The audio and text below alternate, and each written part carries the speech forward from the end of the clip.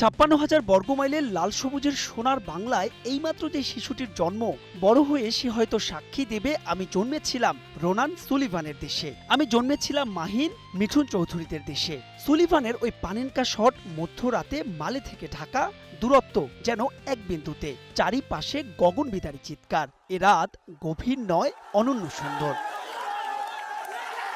Stadium জুড়ে বাংলার যুবাদের বুনো উল্লাস, পথ করে উঠছে গর্বের লাল সবুজের পতাকা। স্টেডিয়ামের ওই দর্শকরা জানেন এই শিরোপার মূল্য কত। প্রতিপক্ষ যখন ভারত, তখন তা মাপা যাবে না কোনো নীতিতেই। বলতে পারেন বয়সভিত্তিক সাফের শিরোপা, এত উচ্ছ্বাসের কি বা আছে। তবে জেনে রাখুন, শুধু প্রতিবেশী কিংবা রিসেন্ট রাইভেলিটি নয়, গেল অনূর্ধ্ব-20 সাফের শিরোপা জেতার পর ভারতের উল্লাস ভোলেনি বাংলাদেশ।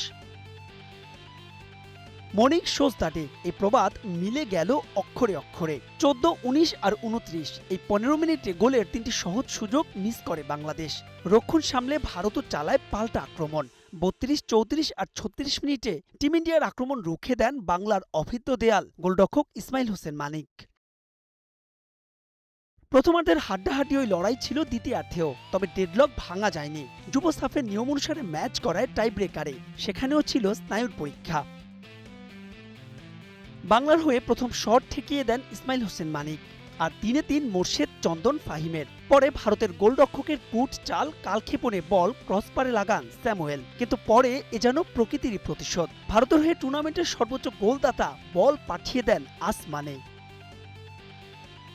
পরের গল্প তো বলা হয়েছে আগেই। ফলাফল 2 বছর বাদে সাফের শিরোপা পুনরুদ্ধার করল বাংলাদেশ অনূর্ধ্ব-20 ফুটবল দল। সঙ্গে মালদ্বীপে বসেই বাংলাদেশকে দিল এক অমৃত ট্রফির স্বাদ।